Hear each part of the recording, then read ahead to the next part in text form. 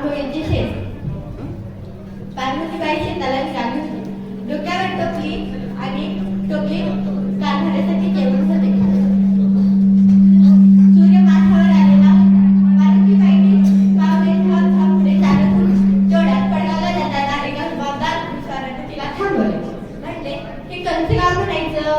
बडीने बुद्धी माझ्या खावा असे पार्वतीबाईने म्हटले.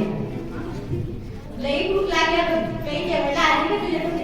पार्वतीबाईने टोपली झटकन खाली उतरवली. त्यावरचे फडके काढले आणि त्यामध्ये असलेली आंघोळी एका मोठ्या पाटावर त्या पुरुषाला दिली. अगं बाई, तुला काय म्हणतात? काय झाला? आणि एवढ्याने भूक कसं पाहिली याला? काय म्हणतात काय झाला? पार्वतीबाई म्हणाली, हसूच आली तिला आणि ती म्हणाली, याला आंघोळी म्हणतात आणि ह्याला भूक पाडायला लागत नाही. आंघोळीचं पातळ पातळ पीठ तव्यावर टाकलं की आपोआप भूक पडतात. तो घोडसवार खात होता. त्याला खाताना बघताना पार्वतीबाईचे जीव सुखावले. ते म्हणते, चांगले आहे का? बेस आहे बघ, बेस. म्हणून आणखी खायचे का? देतेस का म्हटलं. तेव्हा पार्वतीबाईने दिले. बघता बघता टोपली रिकामी झाली. नंतर तो विचारला, हे कोणासाठी घेऊन जाणार होती? अरे हे तर ते म्हणाली, माझ्या काढण्यासाठी घेऊन जा. अरे हे तर संपले आता. मग नंतर पुन्हा करून आणते की जवळच आहे माझी झोपडी, त्यात काय? आणि माझे हात किती कट्टे आहेत अजून. म्हणून पार्वतीबाई आणि घोडसवार त्याच्याकडे झोपडीकडे निघाले. घोडसवाराने लोटीवर पार्वती समाजाची ढेकर घेतली आणि तो निघाला. पार्वतीबाईने पुन्हा आंघोळ्या केल्या व शेताकडे निघाली. एवढा उशीर कसं काय झाला ग पार्वती? असं त्याच्या पतीने विचारलं. तेव्हा पार्वतीबाई म्हणते, वाटेत एक घोडसवार भेटला. त्याला खूप भूक लागली होती. त्याला आंघोळ्या दिल्या. म्हणून बघत तर लागतेच की, म्हणून मग रुबाबत झाला मला. तो म्हणाला, भुकेल्याला अन्न देणे म्हणून तू भेवतच जेवला आपल्या घरी असं झालं. मग जेव्हा आता सुखाल असं पार्वतीबाई म्हणाली. ते दोघे दुसऱ्या दिवशी सकाळच्या प्रसंगी राजाचे दोन दूध त्याच्या घरी येऊन थांबले. पार्वतीबाई आंघोळीवाल्याच्या घरी जायच का? काय केलं तिनं असं ती म्हणाली.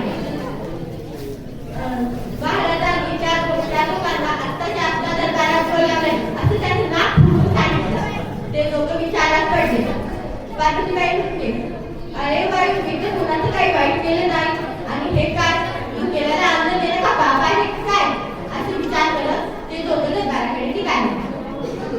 नंतर बघतात तर काय, हिंदी दरवाजापासूनच त्यांचं स्वागत करत होते.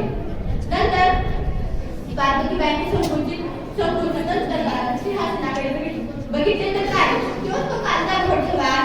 तो म्हणाले, अयो, हेच तर ते कालचा घोडसवार होता. हो, पण पार्वतीबाई म्हणाले, माफी असावी देवा, तुम्हाला इकडे बोलावं लागलं, तुम्हाला भाऊ म्हटलं.